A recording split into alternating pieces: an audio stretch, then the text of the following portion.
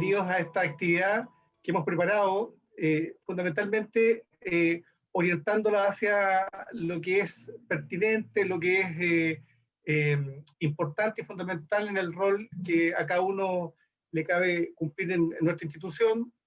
Y hoy día, ¿cierto?, con un invitado especial, un expositor que pasaré a presentar en algunos minutos, y lo que vamos a hacer ahora fundamentalmente es explicar un poco de qué se va a tratar esto. Tenemos las palabras de bienvenida del vicerrector de la sede, Claudio Paulaza. Luego de eso viene la exposición de nuestro invitado. Esta exposición se va a extender por media hora. Luego de eso tendremos una ronda de preguntas de más o menos unos 15 minutos, algo así. Y después de eso viene el cierre de la actividad por parte de mi colega Paola Castellucci, enmarcándose dentro de, esperamos, la hora de la actividad. Así que eso es, digamos, lo más importante. Y en honor al tiempo, voy a dejar con ustedes a el vicerrector de la sede de Santiago, Claudio Paulaza, que nos va a dar algunas palabras. Muy buenas tardes a todos. Es un agrado poder oficiar o darles la bienvenida a esta actividad. Como ustedes saben, esto ya es parte de la historia nuestra como sede. Siempre nos hemos reunido a lo menos 2 veces al año. Este año se nos está escapando y en algún momento dijimos, chuta, nos hemos hecho nuestra reunión académica ampliada, que si se recuerdan, la estábamos rotando por los campus, en donde nos reunimos toda la academia de la sede de Santiago. En esta oportunidad, bueno, estamos bajo esta metodología. Como todos sabemos, estamos virtuales hace mucho rato. Entonces, primero que todo, espero que estén todos muy bien de salud, con sus familias. No ha sido un periodo fácil. Y la pandemia sigue. Todavía seguimos, ustedes saben. Por ende, hay que seguir cuidándose. Cada uno va viendo más cómo nos vamos relajando, cómo se están viendo las playas, cómo se están viendo todos los lugares. Y esto no ha pasado. Así que yo creo que lo primero que tenemos que saber es que tenemos que seguir cuidando. Yo creo que el autocuidado es algo tremendamente importante. Esto llegó para quedarse. Vamos a tener vacunas, yo creo que en un buen tiempo más. Aquí vamos a tener la experiencia de nuestro expositor bajo la mirada que ellos ya van más adelantados desde Europa y han vivido ya. Acá en Chile recién se está hablando de un posible rebrote, con lo cual por allá, por España, pues, como sabemos, ya está ocurriendo en los países europeos y por lo menos nosotros tenemos que ya ser precavidos en esto. Yo creo que lo más importante, y tal como lo señala, bueno, saludarlos a todos, saludar aquí a las autoridades, a los directores académicos, a los directores de carrera, a los académicos, docentes, todos los que están presentes acá, toda la academia de los 4 campus que componemos la sede de Santiago, la sede más grande de la universidad. Saludar también en forma especial al doctor Jorge Expósito, de la Universidad de Granada, el doctor, el cual nos va a hablar, ¿cierto?, sobre los desafíos de la educación superior post-pandemia. Y porque esto, tal como siempre hemos hablado, lo más probable es que esto cambie. Pasamos de la noche a la mañana a virtualidad, obligados, pero esto también ha significado poder ver una tecnología que ahí estaba y que no la estábamos ocupando. A lo mejor no nos va a cambiar la vida en 180 grados al punto de vista que va a ser todo virtual, pero sí las cosas yo creo que llegaron para cambiarse. Y algo de cambio vamos a tener. Ya estamos hablando en Chile de las salas HyFlex, ¿cierto?, donde los estudiantes van a poder estar presenciales y otros virtuales, pero sí es una mirada desde el punto de vista de que nos autopreguntamos, ¿es necesario recorrer y trasladarse todo Santiago para algo que yo puedo hacer en 2 clics? Sobre todo yo me lo imagino con un estudiante executive, que ustedes saben que vuelan, corren para llegar a las 19 horas de un trabajo, cuando se pueden a lo mejor conectar con un par de clics desde el trabajo o después ir a la casa o desde la casa y relativamente acortar todo lo que son los traslados. Yo creo que todo esto nos da una curva de aprendizaje que de alguna forma tenemos que empezar a capturar y ver qué es lo que mejor. Como también tenemos las carreras online. Ustedes sabrán que las carreras online siempre han sido de forma sincrónica y hoy tenemos ya estudiantes que estudian bajo metodología que al tener la experiencia del sincronismo de estas clases, tipo como las presenciales en sala de clase, pero bajo una herramienta como esta, como el Zoom, también empezaron a ver que la interacción con el profesor era interesante. También tenemos ciertos estudiantes de la misma universidad que en algunas asignaturas online quieren de alguna forma tener más horas, a lo mejor de una forma sincrónica, para poder tener una conversación y una relación con el profesor que antes no lo conocían y que lo conocían netamente a través de los chats o preguntas y respuestas, ya que todo el material de una carrera online obviamente es asincrónico, grabado, y ellos estudian en los momentos en que obviamente requieren de su tiempo. Son grandes desafíos que tenemos que ir pensando, son grandes desafíos que tenemos que ir viendo como universidad, y pues por eso que hemos querido dar este ámbito con el doctor, ¿cierto?, de la Universidad de Granada, con el doctor Expósito, para poder tener una mirada desde Europa, desde España, de cómo ellos están viendo el futuro después de esta realidad que estamos viviendo en forma mundial, y lo que estamos viendo nosotros también aquí en nuestro país. Y creo que las miradas, al ver la instancia europea que va un poco adelantada respecto a lo que es la pandemia, es bastante interesante. Desafíos tenemos muchos. Y uno de los desafíos que tenemos hoy inmediato, y no solamente post pandemia, es el desafío de cómo estamos haciendo las cosas. Quiero aprovechar esta instancia para agradecerle a todos ustedes, a todos los que nos están escuchando, de una vez más el compromiso y el trabajo arduo, un excelente trabajo que hemos desarrollado como equipo, como universidad, en todo este año. Yo creo que una vez más estamos demostrando la capacidad de trabajo que tenemos nosotros, todos los que estamos acá presentes en la universidad, y la capacidad que tenemos de resiliencia para salir adelante frente a situaciones de la noche a la mañana o en la adversidad. Es así como sacamos grandes etapas de la universidad adelante. Y es ahora también este año que la hemos tenido. Un año totalmente distinto, donde más de lo mismo sabíamos que no íbamos a hacer nada. Un año en donde de la noche a la mañana pasamos una virtualidad. Agradezco el trabajo de cada uno de ustedes, de los directores de carrera, por el trabajo que se realizaron con los académicos en reunirse innumerables veces con los alumnos de primer año, con los alumnos antiguos. Una fidelización enorme que tuvimos que desarrollar para efecto de que los estudiantes no se enojaran o no se irritaran más de lo que podría haber ocurrido, considerando todo esto que estaba sucediendo con el tema de la pandemia, y que ya veníamos, ¿cierto?, en cierta forma del estallido social que hubo en el país.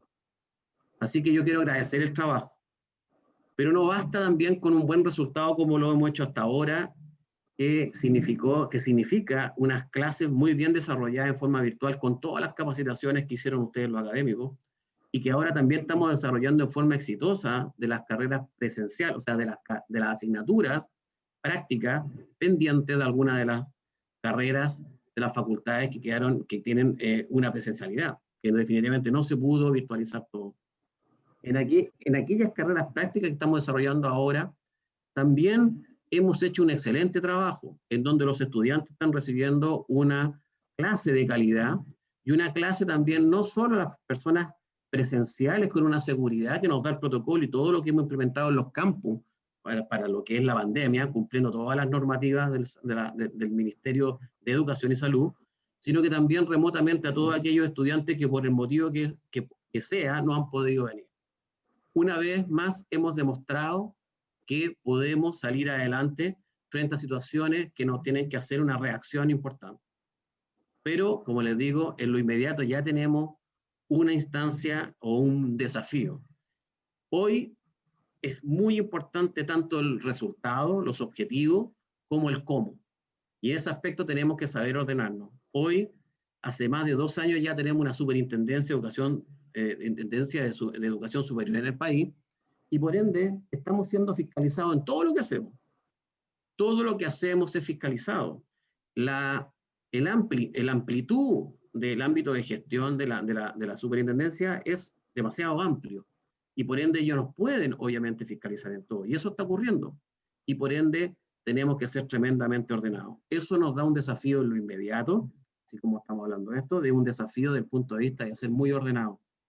Todo lo que hacemos tenemos que dejar muy bien estructurado, con procedimientos, con los sistemas, para que cualquier auditoría, fiscalización futura esté claramente reflejada en lo que hacemos. Creo que es una curva de aprendizaje que tenemos que aprender. Somos un gran equipo que hemos hecho grandes cosas y lo hemos demostrado una vez más, pero sí tenemos un desafío de empezar a hacer las cosas ahora con el cómo, como digo yo, toda la estructura también muy bien lograda.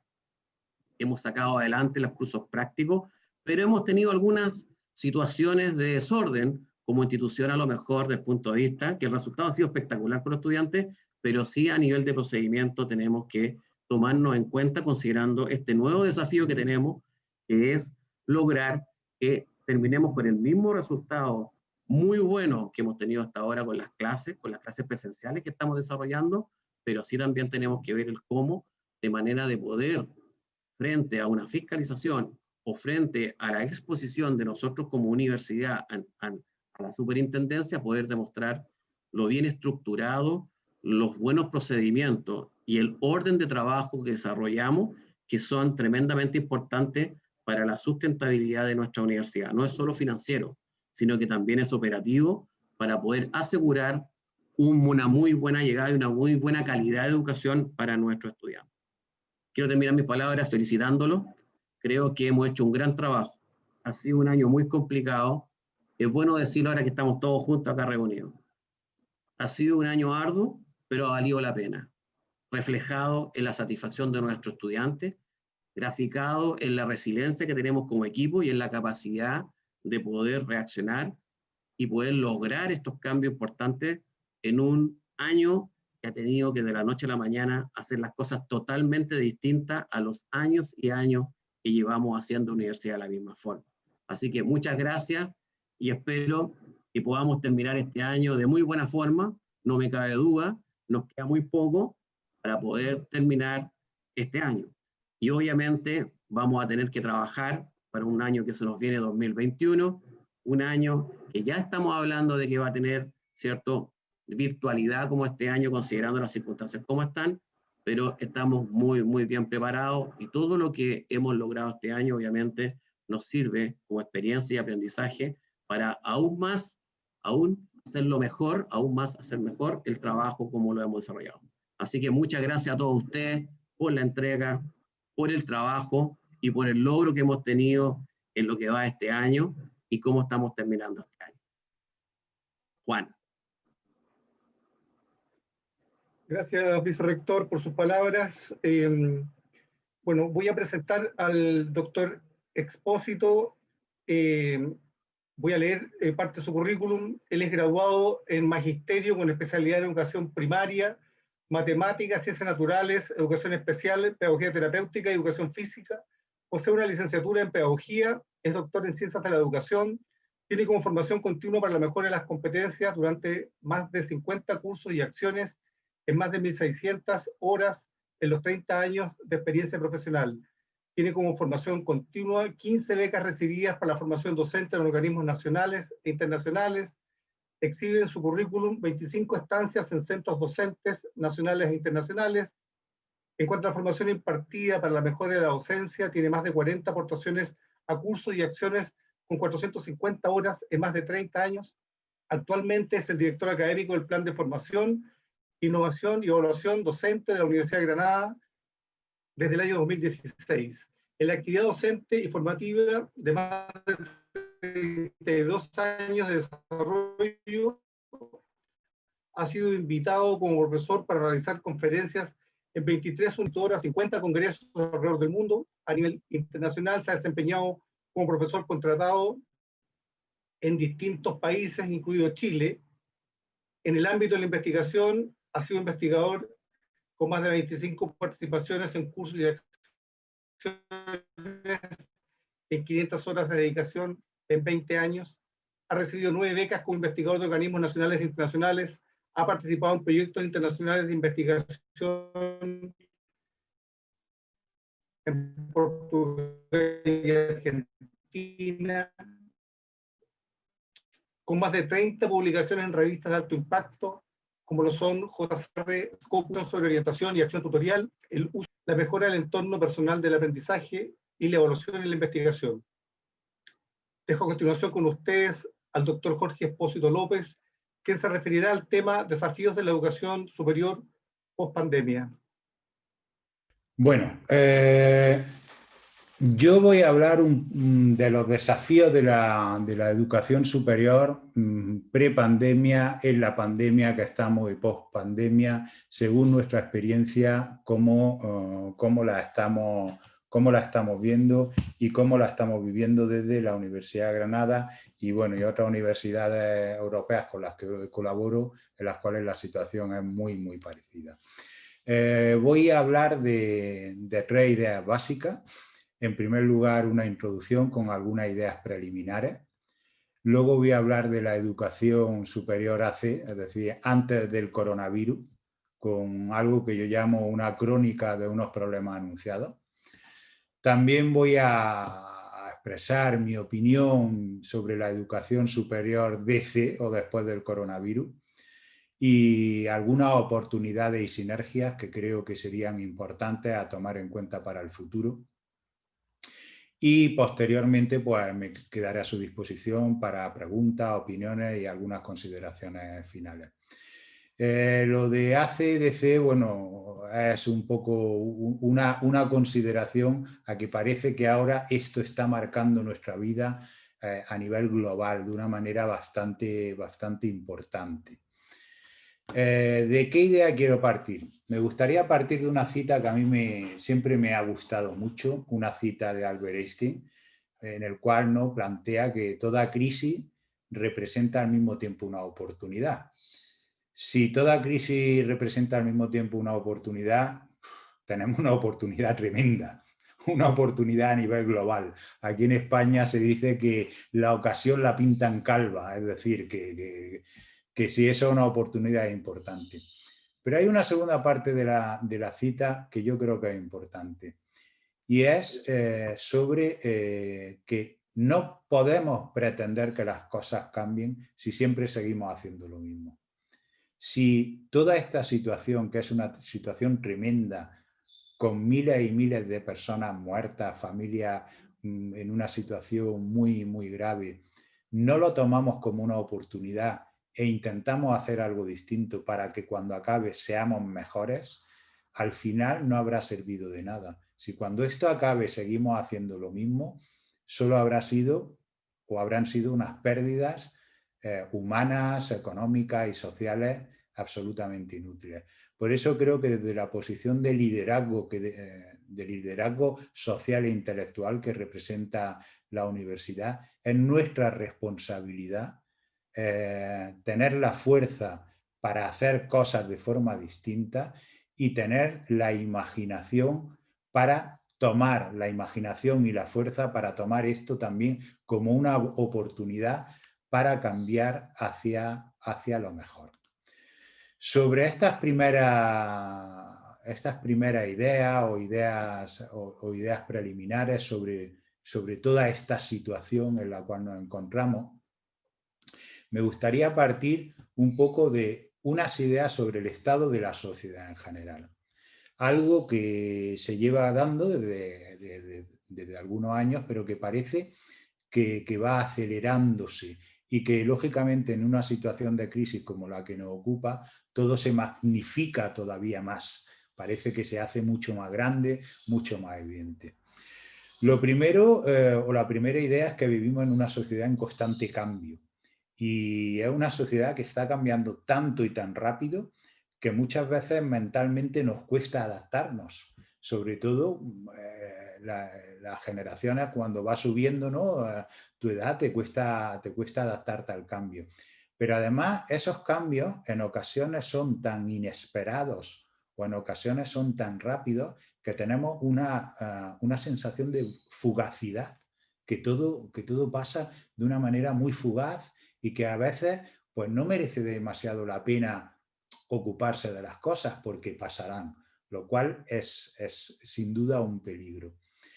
Hay otra situación en este estado social, que es que parece que en los últimos años vivimos en un estado permanente de crisis económica, de crisis sociales, de crisis migratorias, ahora de crisis sanitarias, y eso también genera una inseguridad importante en la conformación y en cómo abordamos la vida como personas. Además, a todos estos valores de fugacidad o inseguridad hay una creciente falta de valores, de credibilidad en las instituciones, de confianza incluso en las clases políticas, con toda esta perspectiva populista que hace que haya un cierto clima social de crispación. Si juntamos todos esos calificativos del estado social, fugacidad, inseguridad, crispación, podemos ver que la situación, pues bueno, puede resultar ciertamente compleja. Con esto no quiero ser pesimista, sino describir una realidad social que yo creo que es común y cada vez más universal. Lógicamente, ese estado social conlleva o tiene una influencia importante en el mundo educativo. Eso lleva unas consecuencias, porque en definitiva la educación la conforma un sistema y la conformamos profesionales que somos ciudadanos y que vivimos nuestra vida en sociedad. Yo creo que todo ese estado social tiene una mala influencia en el estado educativo o causa 3 problemas importantes. El primero de ellos es la falta de un modelo pedagógico comúnmente aceptado. Es decir, no hay un modelo pedagógico, por ejemplo, en España ni siquiera común en los últimos años, dependiendo de la tendencia política, el cambio de gobierno, se cambian las leyes educativas. Parece que ahora se nos habla de modelos pedagógicos que se tienen que basar un poco en la actividad del estudiantado desde un punto de vista más constructivista, que debemos utilizar metodologías más activas, utilizar recursos digitales porque están más cercanos a la perspectiva de nuestros alumnos, pero no existe un modelo aceptado por todo el mundo, ni siquiera dentro de la misma universidad. Yo, como responsable de la formación y la innovación docente, encuentro profesores de una determinada disciplina que son muy pro digitales o son muy pro determinadas metodologías activas, y otros de determinada área de conocimiento que están muy en contra de todo eso, que tienen unas perspectivas mucho más tradicionales. Eso, sin lugar a dudas, es un problema. Pero no solo está en las personas, también está en los propios sistemas educativos. Los sistemas educativos muchas veces están más centrados en las disciplinas, en los planes de estudio, en respetar unas determinadas materias, que en esos planes hay que dar una serie de créditos, que en la formación de los propios sujetos que están siguiendo esos estudios. Parece que el foco, que la atención, que los recursos están más en el propio plan que en los sujetos que están cursando.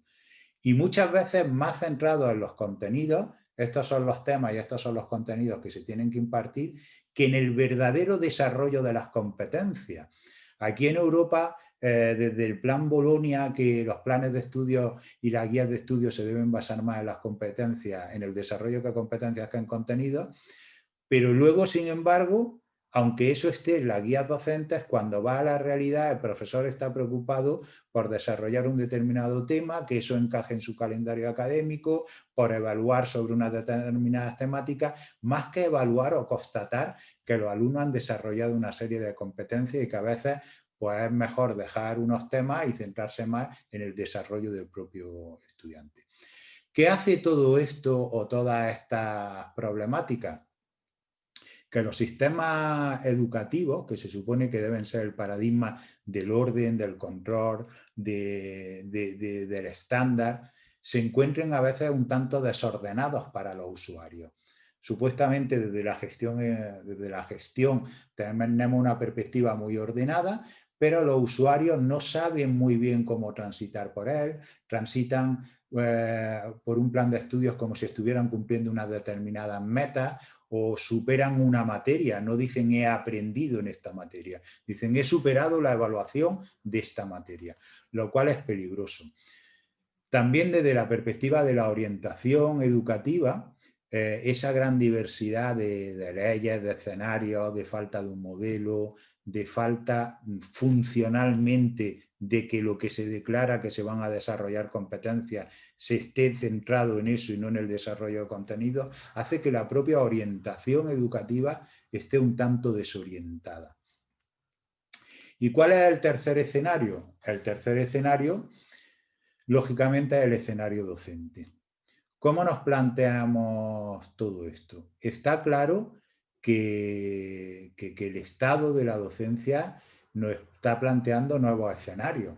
Y cuando hablo de nuevos escenarios, no solo estoy hablando de los nuevos escenarios ahora que estamos trabajando en remoto o que no hemos visto formados o forzados a digitalizarnos de una manera urgente, sino que desde hace unos años las generaciones son distintas, son nativos digitales pero también tienen otro tipo de valores, hay nuevos en escena, hay un nuevo escenario social para el que tenemos que formar a nuestros estudiantes, lógicamente tienen que tener mayor dominio de lenguas extranjeras, capacidad de integrarse en equipos multidisciplinares y multinacionales, trabajar con gente de distintas etnias, de distintos países, de distintas culturas. Es decir, hay una nueva situación para la cual tenemos que formar a nuestros estudiantes, que son los futuros profesionales. Sin embargo, ahora, centrándonos un poco en esa necesaria digitalización, yo creo que hemos pasado de un trabajo fundamentalmente presencial, porque nuestras universidades son fundamentalmente presenciales. La Universidad de Granada lleva casi 500 años siendo presencial, y hemos tenido que pasar a trabajo remoto de una manera urgente. Ojo, trabajo remoto, no teletrabajo. Porque para que realmente se produzca teletrabajo no solo tengo que utilizar una herramienta como esta, necesito cambiar el modelo pedagógico, además de utilizar la herramienta. Yo, porque utilice una videoconferencia, no puedo decir que soy muy moderno o que he cambiado mi forma de enseñar. No, mi forma de enseñar sigue siendo la misma. Estoy dando una clase magistral con una videoconferencia. Da igual que la dé en clase o da igual que la dé desde casa. Si yo quiero teletrabajar, quiero teleformar, también tengo que cambiar el modelo, tengo que cambiar los materiales, tengo que cambiar las metodologías. Si no, lo único que estoy haciendo es trabajar en remoto. Y aquí es donde viene el tercer elemento importante de este escenario, que es el uso de las herramientas TIC. Parece que lo digital, pues porque los alumnos son digitales, en una situación como esta lo digital nos ha sacado del aprieto de una manera rápida, parece que haya que beatificar lo digital. Lo digital es una herramienta, solamente una herramienta más. No puede determinar el acto educativo. Es decir, no podemos decir, bueno, pues hago esto porque es lo que me permite la herramienta digital. Yo tengo que plantearme, si quiero o tengo un nuevo escenario, cómo voy a utilizar esa herramienta al servicio del acto educativo, no al revés, que parece que muchas veces la herramienta digital o una videoconferencia o un determinado recurso digital esté determinando el propio acto educativo. Eso no lo podemos permitir, porque si no la herramienta toma el control, y quien tiene que tener el control del acto educativo o tiene que dominar el acto educativo es el docente, no el recurso. En segundo lugar, aparte de estas ideas preliminares, que bueno, dibujan un escenario complejo, no me gustaría decir un escenario pesimista, sino desde una perspectiva crítica dibujar un escenario complejo a partir del cual tenemos que considerar cómo podemos trabajar. En segundo lugar, voy a hablar de la educación superior antes del coronavirus y durante el coronavirus. Aquí, bueno, pues he utilizado algunas referencias también para ver un poco cómo se está produciendo esto en Latinoamérica, ver la perspectiva, pero no cambia mucho la perspectiva entre nuestros países. Al final los problemas son muy parecidos. Estos problemas no son algo nuevo, no son algo que hayan provocado el coronavirus, son problemas que ya estaban latentes o venían desarrollándose desde hace algunos años. ¿Qué ocurre? Que, como he dicho anteriormente, una situación como esta lo que hace es magnificar los problemas, hacerlo todo un poco más grande. El primero de los problemas que yo constato es la falta de motivación de los estudiantes y el abandono de los estudios. Aquí tienen algunas estadísticas en la cual se ve pues, que en España en los últimos años ha bajado, sin embargo, sigue siendo un abandono muy alto. Es decir, el 18,3% de los estudiantes abandonan. Y vemos tasas de algunos países supuestamente muy avanzados que, bueno, están en torno al 10, el 12%, lo cual siguen siendo tasas bastante altas. ¿Por qué se produce este abandono? ¿Cuáles las características o cuáles son un poco las causas de este abandono? La primera causa son las faltas de motivaciones. Y yo me gusta dividirlo siempre entre motivaciones intrínsecas del propio individuo y motivaciones extrínsecas. En cuanto a las motivaciones intrínsecas del propio individuo, es que no hay una alineación entre los planes de estudio y los intereses personales. Como mucho, los profesores, de una manera más o menos voluntaria, hacen un diagnóstico de sus estudiantes, le preguntan, intentan adaptar un poco el proceso, adaptar los materiales, pero los planes de estudio de la universidad suelen ser planes muy pétreos, muy estructurados, en los cuales todos los estudiantes tienen que pasar de la misma forma por ellos con escasas adaptaciones. Otra cuestión también son las motivaciones extrínsecas. Nosotros, supuestamente, en la universidad vendemos una imagen, que hay que ser solidario, que hay que trabajar en equipo, que tenemos que adaptarnos a determinadas situaciones, y luego, sin embargo, estos alumnos egresan a una sociedad regida fundamentalmente con unos modelos de éxito absolutamente distintos, muy marcados por las reglas de los mercados económicos liberales. Además, en algunas situaciones de manera muy, muy fuerte.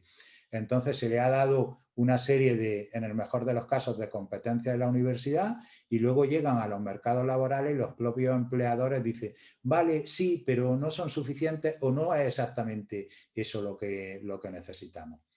Otra causa importante de esta falta de motivación de los estudiantes y el abandono son los planes de estudio muy sobrecargados, muchas veces no coordinados, distintos profesores que podían ponerse de acuerdo para que de distintas materias los alumnos hiciesen un trabajo final multidisciplinar. Cada uno le mandamos su trabajo, su proyecto final y no están coordinados y muchas veces se encuentran agobiados y sobre todo muchas veces con contenidos poco motivadores.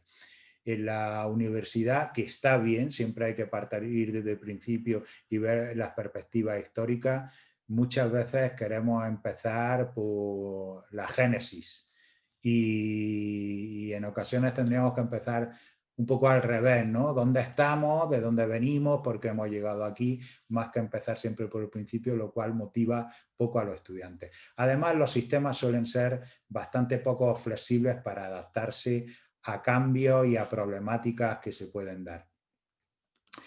Otra cuestión importante, otro problema importante que ya se venía produciendo es la desigualdad de oportunidades y recursos y sobre todo la exclusión de las clases más desfavorecidas. Vemos que la educación solo abarca el 66% de la población. Hay baja inversión en todos los niveles. Incluso esa baja inversión y estas situaciones están haciendo que aparezcan, que florezcan nuevas formas de exclusión social. Exclusión social por razones económicas, pero también por razones culturales, sobre todo en países que están recibiendo una fuerte inmigración, ahora como es el caso de España. Incluso ahora en esta situación, exclusión social por razones digitales, porque no tengo acceso a una tecnología que me permite conectarme. Aquí vemos el gasto, por ejemplo, en educación, en torno al porcentaje del Producto Interior Bruto, comparado, por ejemplo, España un 4,21, Alemania un 4,80, Finlandia, que es el paradigma, ¿no?, de la educación, 6,90. Y aquí tienen incluso las cifras de Chile con una fuerte variación positiva en los últimos años, lo cual, pues, bueno, es muy, muy positivo. Sin embargo, todavía, y no una cuestión de cuantificación, de si se gasta lo suficiente, que yo creo que no, es si se está gastando además bien o se está llevando bien esa inversión. Un tercer problema es la falta de perspectiva profesional del profesorado, la falta de profesionalización. Aquí incluso vemos una estadística que cuando se le pregunta al alumnado si el profesorado prefiere investigar a dar clase, la mayoría dice que el profesorado prefiere indagar e investigar a dar clase. Es lógico, en el desarrollo profesional, en los currículos, pesa más la investigación que la docencia. Tú puedes tener muchas cosas sobre docencia, pero si tienes una fuerte carga de investigación, con proyectos nacionales e internacionales, publicas en revistas de alto impacto, posiblemente tu currículum sea más aceptado internacionalmente y nacionalmente en las agencias de acreditación que otro tipo de currículum más dedicado a la docencia. Entonces, el profesorado, pues lógicamente es lo que le piden, es lo que hace. El problema es que muchas veces la formación sobre la docencia, este sistema de acceso y formación, muchas veces ha quedado a la voluntad individual. Es decir, al profesorado se le pide, aquí en la universidad se nos pide cada 5 años que demostremos que hemos tenido formación continua, pero de una forma más o menos limitada. Eso nos da un complemento económico, pero de una forma más o menos limitada, y queda un poco a la voluntad individual. Pues bueno, encuentra tiempo dentro de tus múltiples ocupaciones y encuentra tiempo para formarte. También hay una cierta frustración en todo esto y una resistencia al cambio y la incorporación de innovaciones y buenas prácticas docentes, especialmente en algunas disciplinas muy tradicionales. Hay disciplinas en enseñanza superior que tienen una escolástica extremadamente tradicional y en las cuales incorporar nuevas prácticas, innovaciones, cuesta mucho. Tiene que ser un profesor que lo intente, que esté muy motivado sobre ello. Y en definitiva, lo que comentaba, la investigación sigue estando muy sobrevalorada y muy por encima de la docencia. El cuarto y último problema que quiero representar en este estado no AC, antes del coronavirus y durante el coronavirus, es la brecha que hay siempre entre la universidad y la sociedad. Siempre se habla que los planes de formación no están basados en las necesidades reales o lo que se necesita en la sociedad, ¿no? Que hay una disfunción formativa, no se forma para lo que se necesita.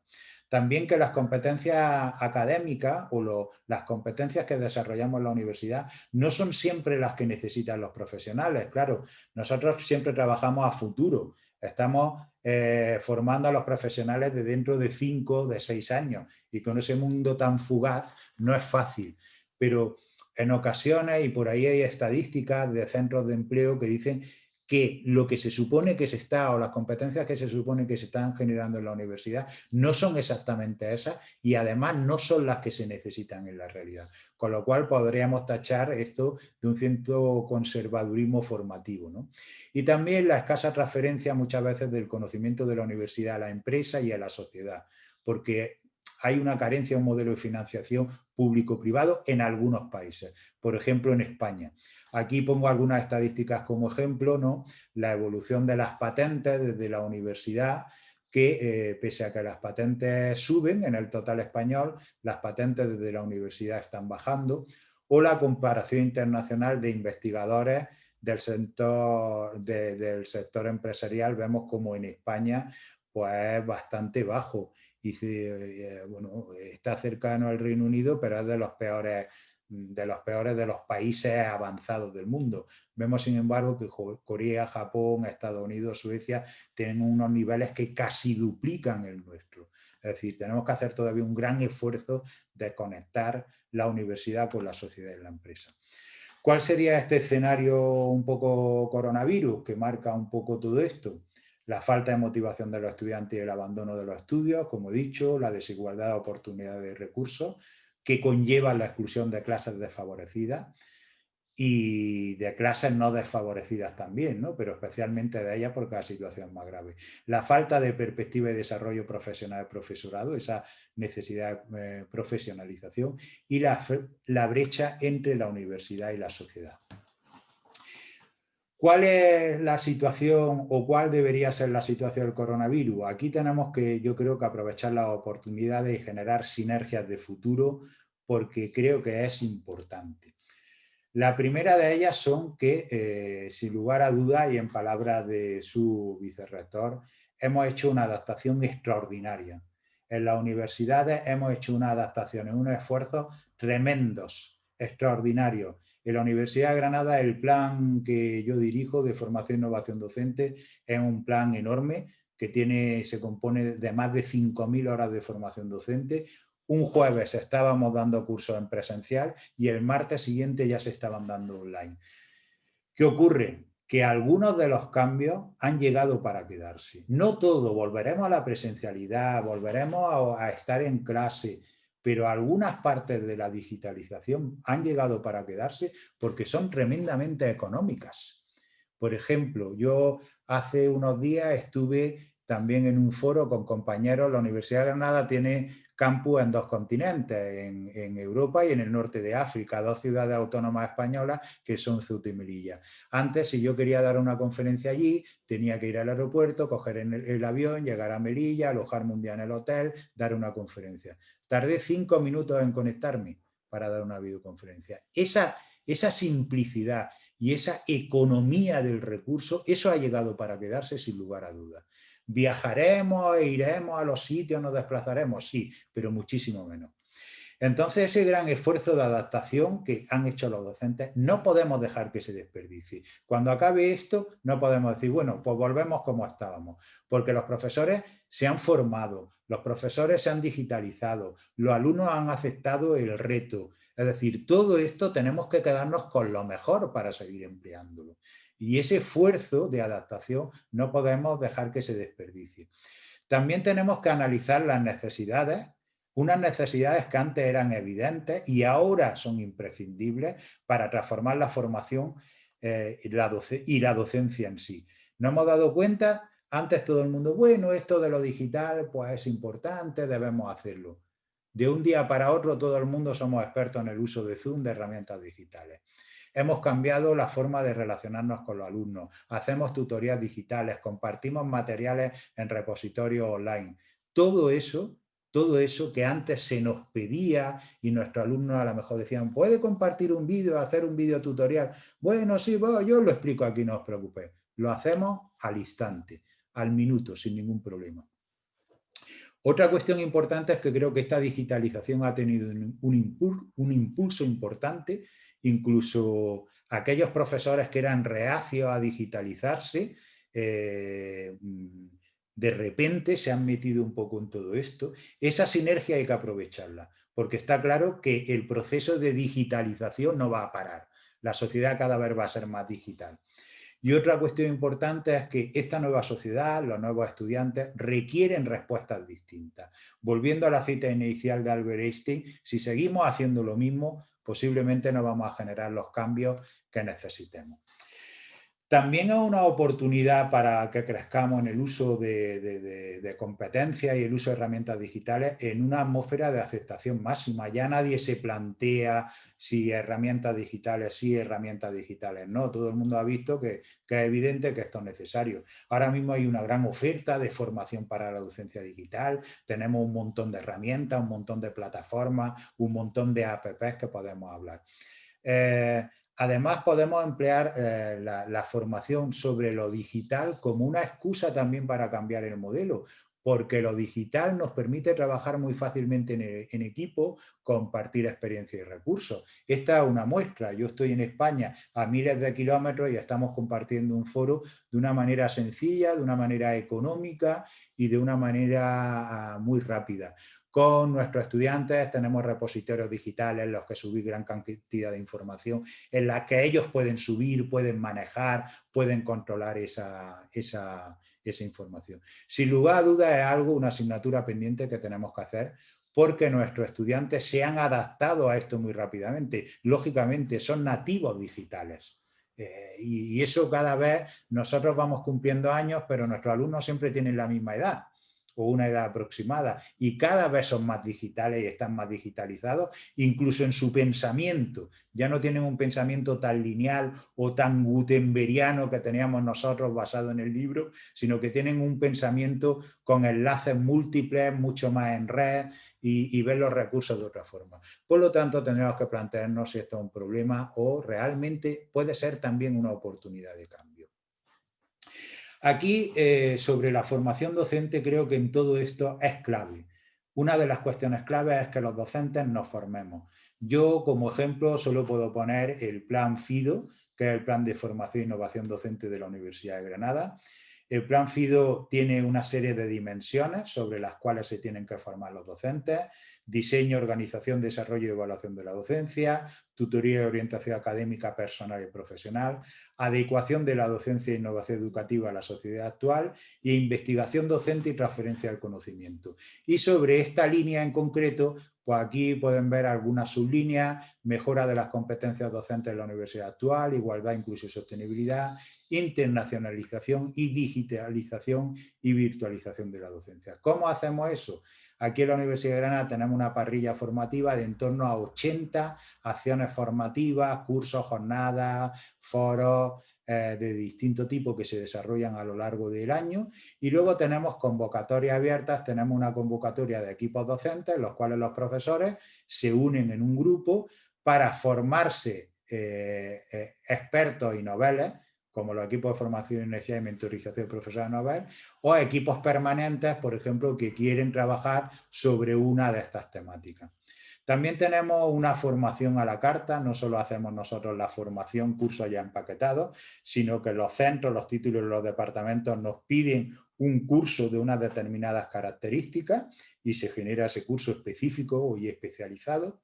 Tenemos proyectos de innovación y buenas prácticas docentes, tanto de carácter básico, que son anuales, como avanzados y coordinados para equipos más grandes, que pueden ser también interuniversidad, interdepartamentales, que son de carácter bienal, y una convocatoria que hemos sacado este año, que es una convocatoria para generar equipos docentes de apoyo a la docencia digital, y en el cual estamos generando un equipo en el cual pueden unirse los profesores, pueden consultar a la gente de ese equipo para manejar y mejorar las competencias en docencia digital en su facultad y en su ámbito de conocimiento. La última cuestión sobre este aspecto, que yo creo que es una cuestión importante, aparte de cambiar la docencia, de cambiar las metodologías o de cambiar un poco el uso que estamos haciendo nosotros de todo esto, es cambiar la forma de orientar y tutorizar al alumnado. Tenemos que pasar de la orientación y la tutoría tradicional, en la cual el profesor sabe y orienta a sus estudiantes, que se centra en la adaptación de los sujetos al sistema educativo y basada en el conocimiento de lo académico. Estos son los cursos, estas son las materias, estos son los contenidos que tienes que dar. Tenemos que transitar a una nueva forma de tratar a los estudiantes, que nosotros llamamos acción tutorial, en la cual el profesor sabe, pero ayuda a que los estudiantes tomen sus decisiones. Se centra no tanto en que los estudiantes se adapten al sistema, sino que se centra en que los estudiantes alcancen su máximo potencial, cada uno, que es distinto, y se basa en el desarrollo de lo personal, del aprendizaje, de lo profesional, de lo social, y no tanto en el conocimiento de lo académico, porque la finalidad última debe ser precisamente esta. ¿Cuál sería un poco esta situación post-COVID que tendríamos que abordar con todas estas características? Hemos visto que tenemos que diseñar una nueva docencia adaptada a estos contextos. Tenemos que aplicar metodologías más activas y más participativas. Tenemos que motivar, orientar y tutorizar a los estudiantes en estos nuevos escenarios, y nuevas formas e instrumentos también para evaluar los aprendizajes desde esta nueva forma de relación con los estudiantes. Si sumamos todo esto, ¿es un buen cóctel o una receta para el éxito? Nosotros llevamos algún tiempo ya publicando estudios en revistas de alto impacto, midiendo todas estas variables, y hemos encontrado que cuando nosotros hacemos esto, nuestros estudiantes están más motivados, hay menos abandono escolar, se produce mayor desarrollo de competencias y hay un menor déficit en la inserción sociolaboral, es decir, se insertan mejor en la sociedad y en el empleo. Con lo cual creemos que, bueno, no sabemos si es la receta perfecta, pero es una receta que funciona y es una receta que podemos recomendar. Ya me gustaría finalizar esta situación pre y post-COVID con una cita que a mí me gusta mucho, porque mi ámbito es la formación docente y también la orientación y la acción tutorial, que es una cita quizá muy poco académica de un libro que a mí me encanta, de Alicia en el País de las Maravillas. Cuando pregunta Alicia, señor Conejo, ¿cómo puedo salir de aquí? Y el señor Conejo le contesta, eso depende a dónde quieras ir. creo que nuestra función como académicos y como ciudadanos críticos, ciudadanos formados y críticos, es pensar hacia dónde queremos ir, hacia dónde queremos llevar la universidad y hacia dónde queremos llevar la sociedad, porque la sociedad muchas veces mira a la universidad como faro de intelectualidad y buscando explicaciones. Y en ese sentido no podemos esperar sentados a que nos llegue el futuro. También es nuestra responsabilidad salir a buscar el futuro, salir a construir ese futuro en la cual, sin lugar a dudas, la universidad y los académicos tenemos que tener un papel central y un papel fundamental. Espero que esas ideas hayan sido interesantes. He intentado ser breve y ajustarme al tiempo y, por supuesto, quedo a su disposición para cualquier pregunta, opinión y consideración. Incluso en esta presentación que he dejado a su disposición tienen mi email por si no ahora, posteriormente y en diferido quieren comentar algo o pedirme alguna información añadida, estaré encantado de hacerlo. Muchas gracias por su atención. Muchas gracias, Jorge. Impecable la exposición. Yo creo que esto que nos cuentas en general viene muy de la mano con lo que nosotros también como experiencia universitaria estamos viviendo, así que te lo agradecemos mucho. Vamos a pasar de inmediato a las preguntas que nos han llegado. A ver, tenemos acá una, la primera de Norma Muñoz, dice, ¿será positivo entonces realizar investigación en metodología docente, quizás descriptiva, en un primer momento para utilizar esos resultados en forma inmediata, Jorge? La docencia, yo creo, la docencia es algo importantísimo y es algo importantísimo en todos los sentidos. Hay que investigar sobre docencia, por supuesto. Tenemos que intentar cambiar la docencia de una manera justificada, de una manera argumentada. ¿Cómo un académico encuentra argumentos y justificaciones? Investigando. Igual que se prueba un determinado medicamento para ver si se usa, yo puedo dar mi opinión y decir, pues lo mejor para cambiar la docencia es aumentar la motivación, lo mejor es utilizar metodologías más activas, y me podrían decir, sí, pero es su opinión. Lo demuestro con datos. Nosotros tenemos publicaciones sobre ello y digo, esta es una receta para el éxito y funciona y lo puedo demostrar por datos. Con datos. Por eso siempre es importante investigar y para mejorar la docencia también. El modelo de investigación para empezar a investigar depende del contexto y del problema que abordemos. Depende del problema que nos planteemos, debe ser una investigación descriptiva, debe ser una investigación sociocrítica y participativa, una investigación acción. El problema es el que va a determinar el modelo de investigación. No tenemos que planteárnoslo previamente o como un postulado previo a iniciar la investigación. Pero investigar sobre formación y sobre docencia, sin lugar a dudas, fundamental. Una pieza clave para el cambio.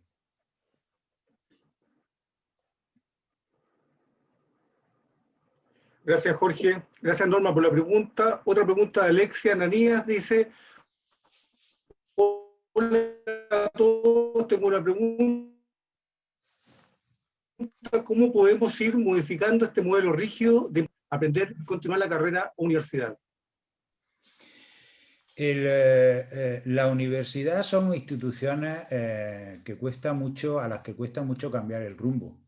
Esto sería como intentar virar el Titanic. Son muy grandes, tienen mucha inercia, muchos años, muchas tradiciones. Intentar cambiar el rumbo de una manera brusca no solo es muy difícil, sino que yo creo que es una temeridad. Estas cosas hay que hacerlas poco a poco.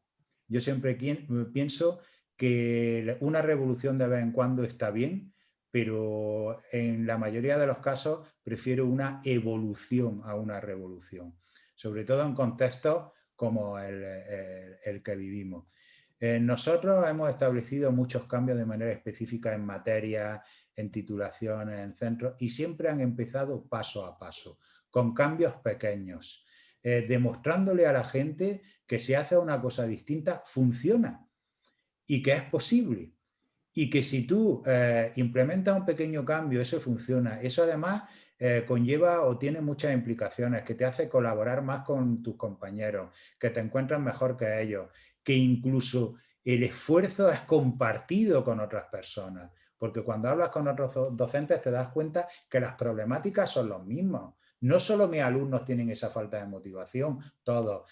Todos requieren una actividad más activa. Si se van haciendo esos cambios poco a poco, paso a paso, esos cambios están bien fundamentados en una investigación, en un buen análisis, y se demuestra que dan resultados, la gente se va sumando a ellos, porque ven que funcionan de una manera evidente.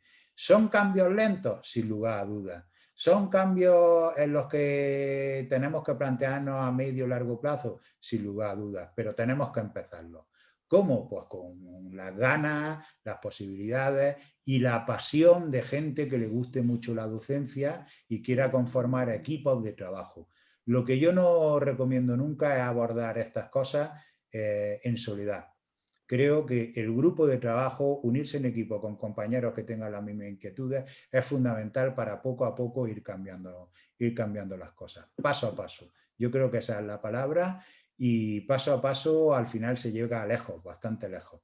Nosotros en unos años el plan de formación e innovación docente actual, con sus distintas versiones, lleva desde 2016. Desde 2016 hemos cambiado la Universidad de Granada, una universidad con unas inercias tremendas, 500 años de historia, y hemos cambiado muchas cosas en estos 4 años, paso a paso y poco a poco.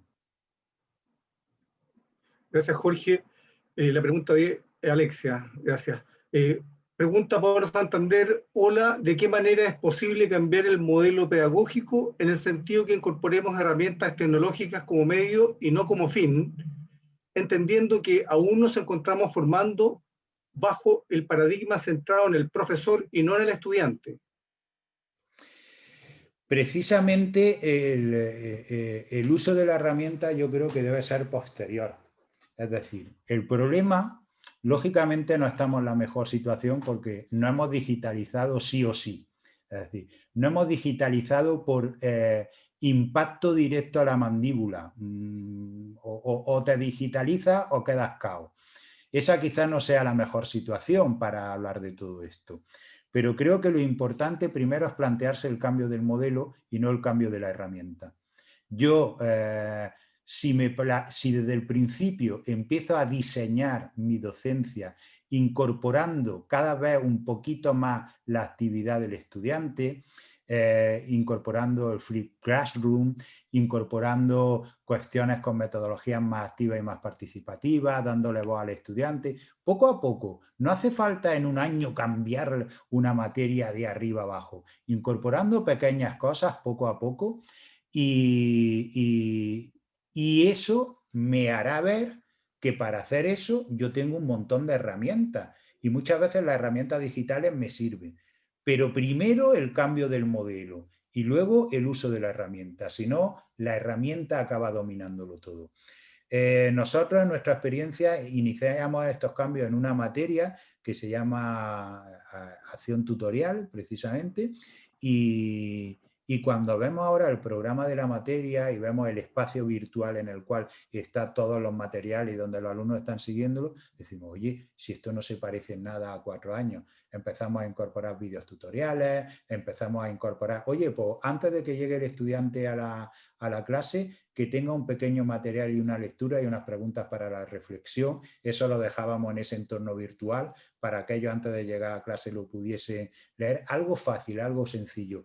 Luego se le pedía que trabajaran en equipo, hicieran determinados materiales muy entretenidos para ellos, actividades complementarias, incluso tienen concursos de creación artística para motivarlos sobre ello. Y poco a poco se va generando ese cambio. Pero fundamental, primero pensemos qué es lo que queremos y cambiemos desde el diseño de la materia, no desde la herramienta, porque si no al final la herramienta nos domina y no puede ser. Nosotros tenemos que dominar el proceso, nosotros somos los que tenemos que ir al timón, no el barco que nos lleva a nosotros hacia donde quiera.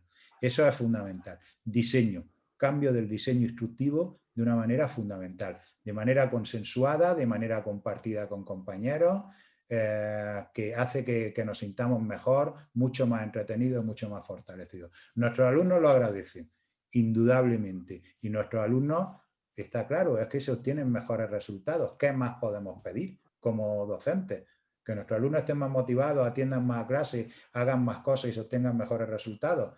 Pues decimos, no podemos pedir nada más. Gracias, Jorge. Vamos a hacer un par de preguntas más, porque la verdad es que han llegado varias por chat, pero no alcanzaríamos en realidad a responderlas todas. Las que no logremos responder, gentilmente Jorge la va a hacer, digamos, en otra instancia.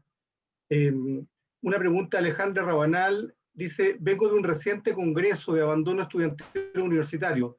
En él se mencionó que el estudiante del trabajo remoto tiene alrededor de un 15% de pérdida en su aprendizaje. La pregunta es: ¿posee alguna información sobre ello? Sí.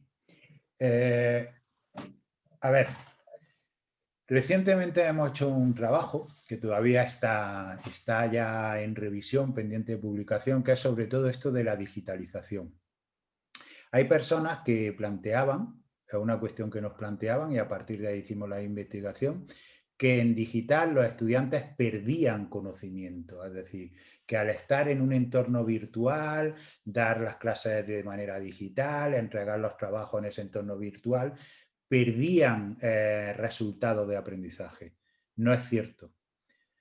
Lo que es cierto es que un profesor tradicional que utiliza una metodología tradicional y una forma de evaluación tradicional, al tener que meterse en lo digital, sus alumnos pierden resultados de aprendizaje. Lógico, porque está basándose en un modelo tradicional que se basa mucho en la potencia de su voz y en su presencialidad en clase. Y lógicamente no sabe trabajar en ese entorno virtual. ¿Es la culpa del profesor? En parte. ¿Es la culpa de los estudiantes? En parte. Estos son, entre comillas, culpas y problemáticas compartidas. Sin embargo, el profesor que aborda lo digital, cambiando el modelo pedagógico, como decía, y adaptándose a un modelo más virtual, facilitando materiales previos, facilitando videos tutoriales, cambiando la forma de evaluación, poniendo en vez de un examen tradicional, pues exámenes en las plataformas virtuales de distintos tipos, que evalúa con rúbricas. No es que sus alumnos pierdan resultados de aprendizaje, es que sus alumnos obtienen mejores resultados que obtenían antes y muchos mejores resultados que el profesor tradicional que está abordando el aprendizaje de una manera digitalizada, disfrazada.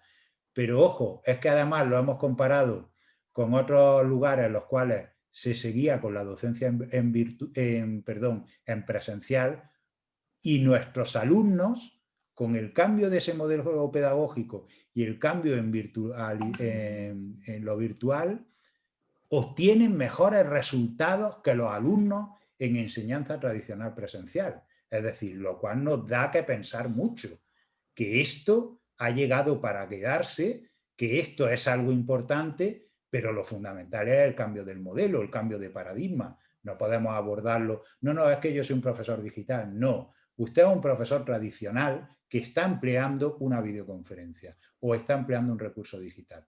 Lo digital es un nuevo escenario. En ese nuevo escenario existen nuevas reglas, nuevas formas de comunicarse, nuevos canales, nuevos mensajes. Si no nos adecuamos a ello, sería como llegar a China y pretender seguir hablando español. Pues bueno, a lo mejor te encuentras alguien que te entiende, pero seguramente el 99,9% no te va a entender. Estamos en un nuevo país, en un nuevo escenario, en el cual tenemos que aprender una nueva lengua, porque tiene unas nuevas reglas. Gracias, Jorge. Una última pregunta es de Héctor Sepúlveda y nos pregunta: en virtud de la necesidad de crecer en competencias entre los docentes y en el funcionamiento de las propias universidades, ¿se ha visualizado en las casas de estudio de Europa, específicamente en España, el desarrollar sistemas de gestión del conocimiento que permitan incorporar todos los aprendizajes que han surgido en esta pandemia? Lo anterior considerando el constante cambio del entorno que usted nos señala será una constante en el tiempo.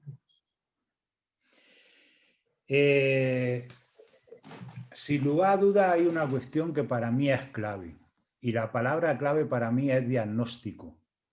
Es decir, la universidad no puede pretender tener planes de estudio desde hace, no voy a decir 50 años iguales, porque imagínense la sociedad y los estudiantes de hace 50 años y de ahora. Es que son de planetas distintos, no voy a decir una sociedad distinta, son de planetas absolutamente distintos.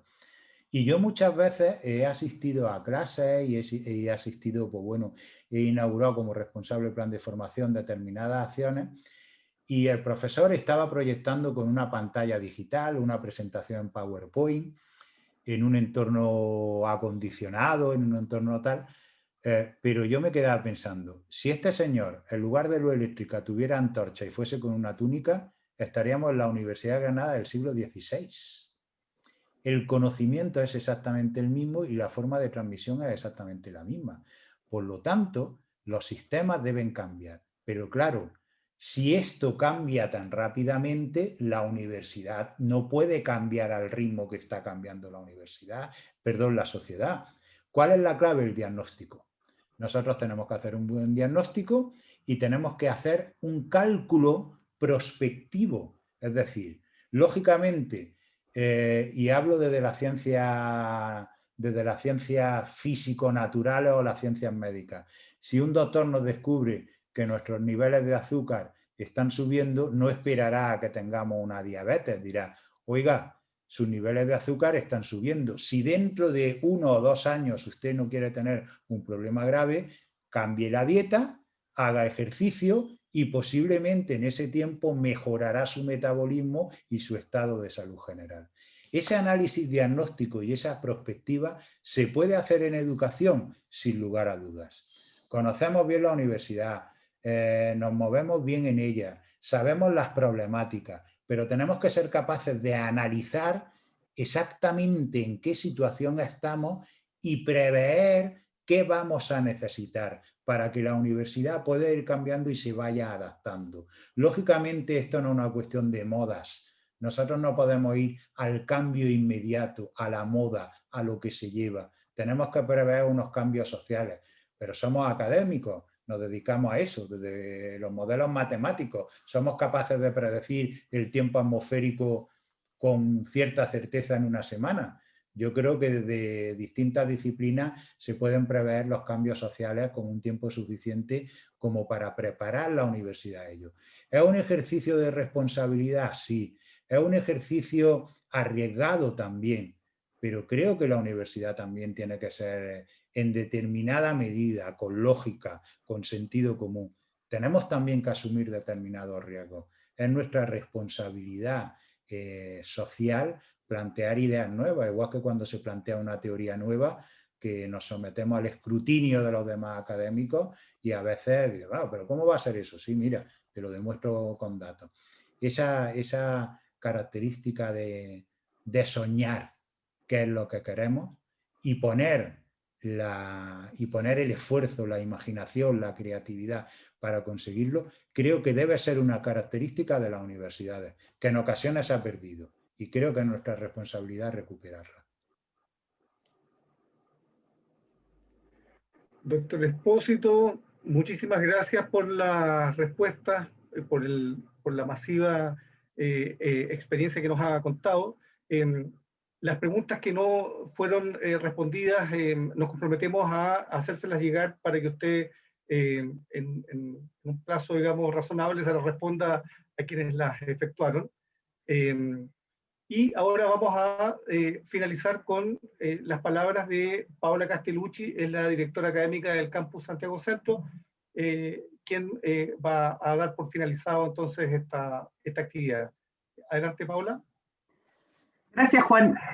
Creo que a todos nos surgió la misma pregunta. ¿Qué esperar de la educación posterior a la pandemia? Es un gran desafío que nos presenta una visión diversa de la formación de futuras profesionales que liderarán nuestro país en los próximos años. Y la era de la digitalización es un proceso que no parará. Y tenemos como universidad hacernos cargo de estos cambios, así como se ha venido haciéndolo durante el año, con las capacitaciones a los profes. ¿Y por qué no? comenzar el proceso de modificación del modelo educativo como una oportunidad de mejora. Nos encontramos en una situación inusual en la formación. Sin embargo, creemos que como Universidad de las Américas disponemos de todas las herramientas necesarias para avanzar hacia un futuro promitente que nos permitirá actualizar las formas de enseñar, aprender y evaluar bajo un abanico de modalidades que permita que nuestros jóvenes estudiantes accedan a una educación de calidad. Y de esta manera, dando respuesta a las necesidades propias de una sociedad en constante cambio y actualización. En nombre de la Vicerrectoría de la sede de Santiago, agradecemos al doctor Jorge Expósito por su ponencia muy atingente y pertinente frente a la situación que nos encontramos viviendo como humanidad y principalmente como instituciones de educación superior. Tenemos un gran desafío.